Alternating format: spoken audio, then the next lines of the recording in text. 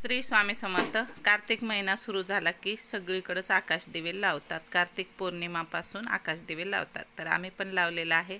पाहू शकता अशा पद्धतीचा आकाशदिवा आणलेला आहे। चला तर आता लावायचा आहे, लावल्याच्या नंतर दाखवते।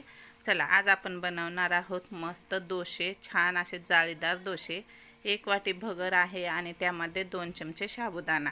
भगर भिजवतानाच साबुदाणा त्यामध्ये टाकलेला आहे आणि छान भिजवून घेतलेला आहे। 2-3 पाण्याने अगोदर भगर धुतलेली आहे आणि त्यानंतर साबुदाणा टाकलेला आहे। आता त्यामध्ये हिरवी मिरची घातलेली आहे, 1 बटाट्याच्या फोडी घातलेल्या आहेत आणि शेंगदाणे घातलेले आहेत। त्याला सगळं मिक्सरला फिरवून घ्यायचं आहे, छान मिक्सरला फिरवायचं आहे एकदम बारीक।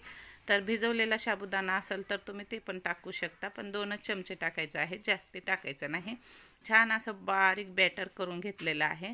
बघा, आपल्याला यामध्ये इनो घालायचं नाही, सोडा घालायचं नाही, दही घालायचं नाही, तरी पण मस्त जाळीदार उपवासाचे दोशे बनवायचे आहेत। पाहू शकता अशा पद्धतीनं थोडंसं पातळ करून घेतलेलं आहे। आता यामध्ये तुम्ही जर टोमॅटो ऑमलेट सारखं बनवायचं असेल तर आलू खिसून घालू शकता, काकडी खिसून घालू शकता, खूप छान लागतं। तर आता थोडंसं बटाट्याच्या फोडी राहिल्या होत्या मधातल्या, तर मी काढून टाकलेल्या आहेत। अशा पद्धतीनं बटाटा घालून बघा खूप छान दोशे होतात बरं का। आता पूर्ण काढून घेतलेला आहे आणि त्यामध्ये तुम्ही बटाटा काढताना थोडंसं खिसणीनं खिसून घाला, कारण मिक्सरला बारीक निघत नाही। हे फोडी करून घातल्यामुळं निघाला नव्हता, म्हणून 1-1 फोडी राहिल्या होत्या तर बाजूला काढून घेतलेलं आहे। नॉनस्टिक पॅन घेतलेला आहे, त्यामध्ये आता थोडंसं तेल लावायचं आहे आणि पातळच बॅटर करायचं आहे बघा, खूप घट्ट करायचं नाही आणि अजिबात यावर पळी फिरवायची नाही। अगोदर तव्याच्या साईडनं टाकून घ्यायचं आहे आणि नंतर आतमध्ये टाकायचं आहे। छान असा मोठा पोळीसारखा, चपातीसारखा आपल्याला जाळीदार डोसा बनवून घ्यायचा आहे। अजिबात तुटत नाही, काहीच होत नाही, पण पहिला थोडासा तुटल्या जातं, कारण आपल्याला खालची साईड भाजली का नाही हे कळत नाही त्यामुळं। तर आता साईडनं सुद्धा तेल सोडून घ्यायचं आहे आणि नंतरच एक साईड भाजली कीच पलटी करून घ्यायचं आहे। एकदा अशा पद्धतीचा उपवासाला डोसा करून बघा, खरंच खूप छान लागतो आणि दिवसभर पोट भरून राहता, अजिबात भूक लागत नाही। तर बघा तसंच झालेलं आहे आणि मग भाजलं का नाही म्हणून पाहू लागले होते आणि तुटलेलं आहे। एक साईड भाजलेली नव्हती म्हणून तुटलेलं आहे, पण खरं सांगते नंतर जे बनवले दोशे सगळे अजिबात तुटलेले नाही आणि एकामागे एक छान असं जाळीदार दोशे तयार झालेले आहेत।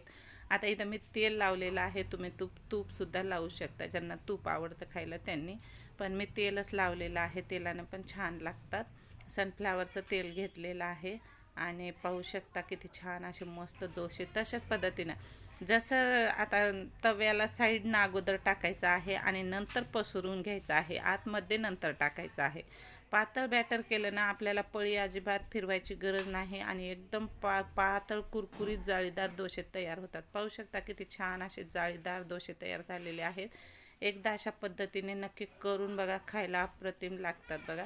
चला तर तयार झालेले आहेत, 3-4 दोशे बनवून घेतलेले आहेत। आता हेच दोशे डब्यामध्ये देऊ शकता तुम्ही दिवसभर। एकादशी असेल, गुरुवार उपवास असेल, सोमवार असेल, ज्यांनी सोमवाराला हे खाऊ शकतात त्यांनी करू शकतात। त्यासोबत केलेली आहे बटाट्याची भाजी आणि मस्त कुरकुरीत दोशे तयार झालेले आहेत। कसा वाटला आपला छोटासा ब्लॉग आजचा, नक्की कमेंट करून सांगा। नवीन असाल तर सबस्क्राईब करा, लाईक करा, शेअर करा। त्यानंतर आजची देवपूजा आणि दिवाळीसाठी दिव्याची रांगोळी आहे बघा, बांगडीच्या मदतीनं दिव्याची रांगोळी काढत आहे।